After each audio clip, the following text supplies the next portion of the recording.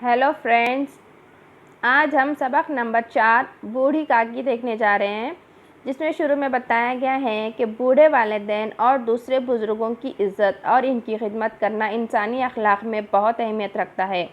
हर मज़हब की तालीम में ये सबक दिया गया है कि माँ बाप का ख्याल रखना औलाद का फ़र्ज़ है। ख़ास तौर पर जब इनकी उम्र ज़्यादा हो जाए तो इनकी खिदमत और सेहत की तरफ औलाद को ध्यान देना चाहिए। एक दफ़ा एक नौजवान ने रसूल अकरम सल्लम से शिकायत की कि मेरे वालिद हमेशा मुझसे कुछ न कुछ मांगते रहते हैं, क्या ये मुनासिब है? रसूल अल्लाह सल्लल्लाहु अलैहि वसल्लम ने इसके वालिद को बुलाकर इसकी शिकायत से आगाह किया। बूढ़ा बाप ये सुनकर रोने लगा। इसने कहा कि मैंने अपने बेटे को पाल पोस कर बड़ा किया, जो कुछ मेरे पास था सब इसकी परवरिश पर खर्च कर दिया। अब मैं बूढ़ा और कमज़ोर हो गया हूँ और कमाने के लायक नहीं, तो ये मेरी ज़रूरियत पूरी करने से इनकार करता है। हुज़ूर सल्लम बूढ़े की बात सुनकर आप दीदा हो गए और नौजवान से फरमाया, ए नौजवान सुन, तू और तेरा माल सब कुछ तेरे वालिद की मिल्कियत है। फिर आप सल्लम ने नौजवान को नसीहत की कि अपने बूढ़े वालिद की खिदमत करता रहे। दर्ज झैल कहानी में भी बुज़ुर्गों से हुस्न सलूक का तज़किरा किया गया है। नीचे मुसन्निफ़ का तारुफ दिया गया है। प्रेमचंद का असल नाम धनपत राय था। पहले वो नवाब राय के नाम से कहानियाँ लिखते थे, बाद में प्रेमचंद के नाम से लिखने लगे। वो सन 1880 में बनारस के एक गांव लम्ही में पैदा हुए। इब्तिदाई तालीम इन्होंने गाँव में हासिल की, बाद में प्राइमरी स्कूल में मुदर्रिस हो गए। इन्हें बचपन से लिखने का शौक़ था। सन 1908 में इनकी कहानियों का पहला मजमुआ सोज़े वतन के नाम से शाया हुआ, जिस पर अंग्रेज़ी हुकूमत ने पाबंदी आयद कर दी थी। सन 1921 में इन्होंने सरकारी मुलाजिमत से इस्तीफ़ा देकर अदब और सहाफ़त को अपना पेशा बना लिया। प्रेमचंद ने अपने अफसानों और नावलों के ज़रिए वतन दोस्ती, समाजी इस्लाह और कौमी यकजहती को फ़रोग़ दिया। इन्होंने तकरीबन 300 अफसाने लिखे। गोदान, मैदान अमल, चौगान हस्ती, बाज़ार हुस्न, पर्दे मजाज वग़ैरह इनके मशहूर नावल हैं। 8 अक्टूबर सन 1936 को बनारस में इनका इंतकाल हुआ। आइए देखते हैं सबक के ताल्लुक़ से। बुढ़ापा अक्सर बचपन का दौर सानी हुआ करता है। बूढ़ी काकी में जायक़े के सिवा कोई हिस्स बाकी न थी। आँखें, हाथ पैर सब जवाब दे चुके थे। ज़मीन पर पड़ी रहती और जब घरवाले कोई बात इनकी मर्ज़ी के ख़िलाफ़ करते, खाने का वक्त टल जाता या मिक़दार काफ़ी न होती या बाज़ार से कोई चीज़ आती और इन्हें न मिलती तो रोने लगती थीं। इनके शौहर को मरे हुए एक ज़माना गुज़र गया था। 7 बेटे जवान होकर दाग दे गए थे और अब एक भतीजे के सिवा दुनिया में इनका कोई न था। इसी भतीजे के नाम इन्होंने सारी जायदाद लिख दी थी। इन हज़रत ने लिखाते वक्त तो खूब लंबे चौड़े वादे किए थे, लेकिन वो वादे दलालों के सब्ज़ बाग थे। अगरचा इस जायदाद की सालाना आमदनी 150-200 रुपये से कम न थी, लेकिन बूढ़ी काकी को पेट भर रूखा दाना भी मुश्किल से मिलता था। बुधराम को कभी कभी अपनी बेइंसाफ़ी का एहसास होता। वो सोचते कि इस जायदाद की बदौलत मैं इस वक्त भला आदमी बना बैठा, और अगर ज़बान तशफ़ी से सूरत हाल में कुछ इस्लाह हो सकती थी न, तो इन्हें मुतलक दरीग़ न होता, लेकिन मज़ीद ख़र्च का खौफ इनकी नेकी को दबाए रखता। इसके बरक्स अगर दरवाज़े पर कोई भला मानुस बैठा होता और बूढ़ी काकी अपना नग़्मा बेहंगाम शुरू कर देती, तो वो आग हो जाते थे और घर में आकर इन्हें डांटते थे। लड़के वालिद का ये रंग देखकर बूढ़ी काकी को और भी दिख करते। सारे घर में अगर किसी को काकी से मोहब्बत थी तो वो बुधराम की छोटी लड़की लाडली थी। लाडली अपने दोनों भाइयों के खौफ से अपने हिस्से की मिठाई या चबनियाँ बूढ़ी काकी के पास बैठकर खाया करती थी। रात का वक्त था। बुधराम के दरवाजे पर शहनाई बज रही थी। आज बुधराम के बड़े लड़के सुखराम का तिलक आया है, ये इसी का जश्न है। घर में मस्तूरात गा रही थी और रूपा मेहमानों की दावत का सामान करने में मसरूफ़ थी। भट्टियों पर कढ़ावे चढ़े हुए थे। एक में पूरियाँ कचौरियाँ निकल रही थी और दूसरे में समोसे। एक बड़े हंडे में मसालेदार तरकारी पक रही थी। घी और मसाले की इश्तिहाअंगेज़ खुशबू चारों तरफ फैली हुई थी। बूढ़ी काकी अपनी अंधेरी कोठरी में बैठी हुई थीं। ये लज्जत आमेज़ खुशबू इन्हें बेताब कर रही थी। इनकी चश्मे ख्याल में पूरियों की तस्वीर नाचने लगी। खूब लाल लाल, फूली फूली, नरम नरम होगी। एक पूरी मिलती तो ज़रा हाथ में लेकर देखती, क्यों न चलकर कढ़ावे के सामने ही बैठूं।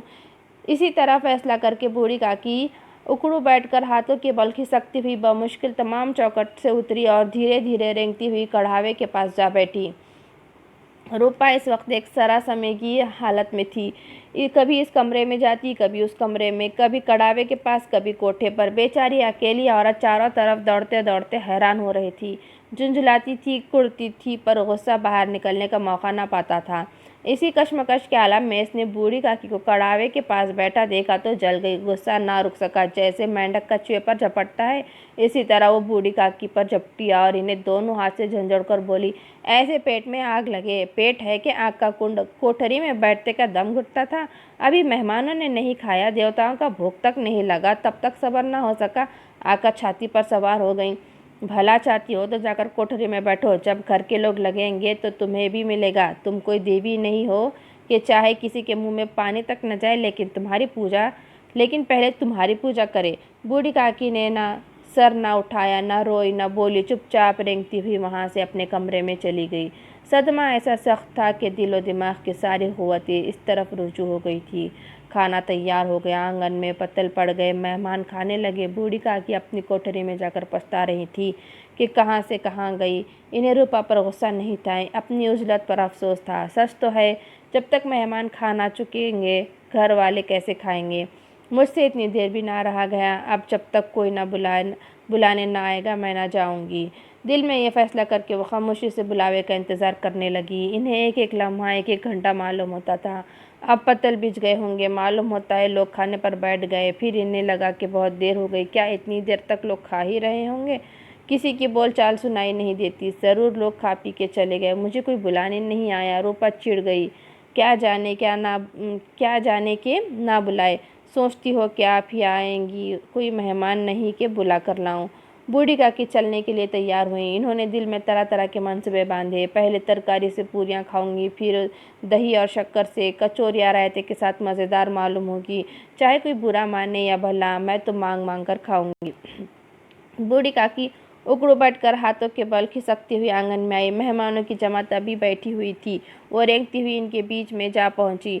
कई आदमी चौंक कर खड़े हुए। आवाज आई, अरे ये कौन बुढ़िया है? पंडित बुधराम काकी को देखते ही गुस्से से तिल मिला गए। पूरियों का थाल लिए खड़े थे। थाल को जमीन पर पटक दिया, जिस तरह बेरहम साहूकार अपने किसी मफरूर असामी को देखते ही झपट कर इसका टेटुआ लेता है। इसी तरह लपक कर इन्होंने बूढ़ी काकी के दोनों शाने पकड़े और घसीटते हुए लाकर अंधेरी कोठरी में धम से गिरा दिया। मेहमानों ने खाना खाया, घर वालों ने खाया, बाजे वाले धोबी चमार भी खा चुके, लेकिन बूढ़ी काकी को किसी ने ना पूछा।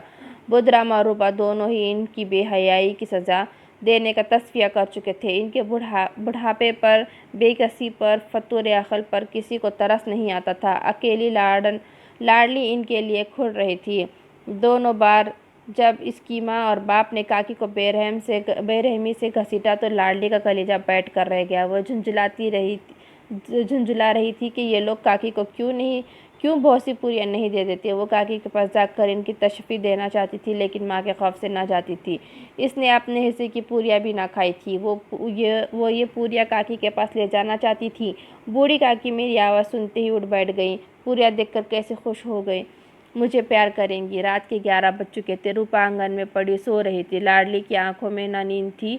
काकी पूरियाँ खिलाने की खुशी से सोने ना देती थी। जब इसे यकीन हो गया कि अम्मा गाफिल सो रही हैं, वो चुपके से उठी, पिटारी उठाई और बूढ़ी काकी की कोठरी की तरफ बढ़ी। बूढ़ी काकी को महज इतना याद था कि किसी ने मेरे शाने पकड़े। फिर इन्हें ऐसा मालूम हुआ जैसे कोई पहाड़ पर उड़ा ले जाता है। इनके पैर बार बार पत्थरों से टकराए। तब किसी ने इन्हें पहाड़ पर से पटक दिया। वो बेहोश हो गई। यकायक इनकी कान में आवाज़ आई, काकी उठो, मैं पूरियाँ लाई हूँ। काकी ने लाडली की आवाज़ पहचानी। चटपट उठ बैठी, दोनों हाथों से लाडली को टटोला और इसे गोद में बिठा लिया। लाडली ने पूरियाँ निकाल कर दी। काकी ने पूछा, क्या तुम्हारी अम्मा ने दी हैं? लाडली ने फ़ख्र से कहा, नहीं, ये मेरे हिस्से की है। काकी पूरियों पर टूट पड़ी। 5 मिनट में पटारी खाली हो गई। लाडली ने पूछा, काकी पेट भर गया? जैसी थोड़ी सी बारिश ठंडक की जगह और भी जिस कर देता है, इसी तरह चंद पूरियों ने काकी का इश्तिहा और रग़बत को और भी तेज़ कर दिया था। बोली, नहीं बेटी, जाके अम्मा से और मांग लाओ। लाडली ने कहा, अम्मा सोती है, जगाऊंगी तो मारेंगी। काकी ने पिटारी को फिर टटोला। इसमें चंद रेजे गिरे थे, इन्हें निकाल कर खा गई। बार बार होंठ चाटती थी और चटखारे भरती थी। एकाएक लाडली से बोली, मेरा हाथ पकड़कर वहाँ ले चलो जहाँ मेहमानों ने बैठकर खाना खाया था। लाडली इनका मंशा न समझ सकी। इसने काकी का हाथ पकड़ा और इन्हें लाकर झूठे पतीलों के पास बिठा दिया। वो गरीब भूख की मारी बुढ़िया पतीलों से पूरियों के टुकड़े चुन चुन कर खाने लगी। दही कितना लजीज था, सालन कितना मज़ेदार, कचौड़ी कितनी सलोनी, समोसे कितने खस्ता और नरम। ऐन इसी वक्त पर रूपा की आंख खुली। इसे मालूम हुआ कि लाडली पास नहीं।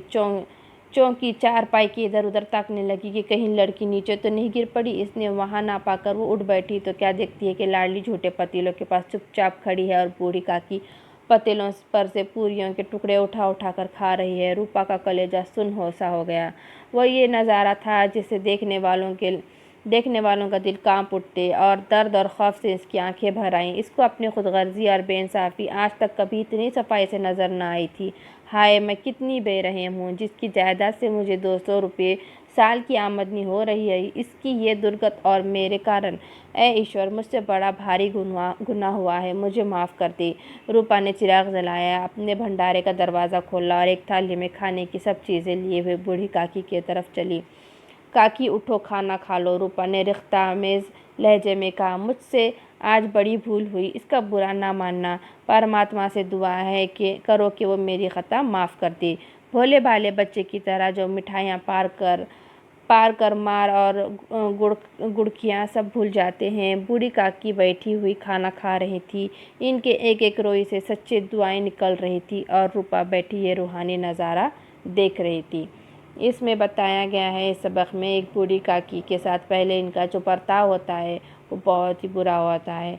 ये एक बूढ़ी है जो अपने पैरों से चल भी नहीं सकती और जबकि ये सब उसी का घर है, इसी की जायदाद है। और बुद्धराम और उसकी बीवी दोनों ने इसके साथ जिस तरह से का बर्ताव किया है वो नहीं करना चाहिए था। और आखिर में जाकर वो अपनी गलती को मान लेती है और बूढ़ी काकी के पास वो सारी चीज़ें ले आती है जो कि वो भूखी थी और ना खाना खाई थी। और इसके नीचे जो है कि मानी व इशारा दिए गए हैं। दौर सानी यानी कि दूसरा दौर, दाग देना, मर जाना, सब्ज़ बाग़ यानी झूठे वादे, तशफ़ी यानी तसल्ली, दरीग़ हिचकिचाहट, नग़मे बेहंगाम यानी मुराद गैर ज़रूरी बात, दिख करना, सताना, परेशान करना, तिलक आना, रिश्ता पक्का होना, इश्तिहा अंगेज़ यानी भूख बढ़ाने वाला, चश्मे ख़याल यानी कि तसव्वुर। फ्रेंड्स, नया सबक हम नए वीडियो में देखेंगे। वीडियो देखने के लिए आपका बहुत बहुत शुक्रिया।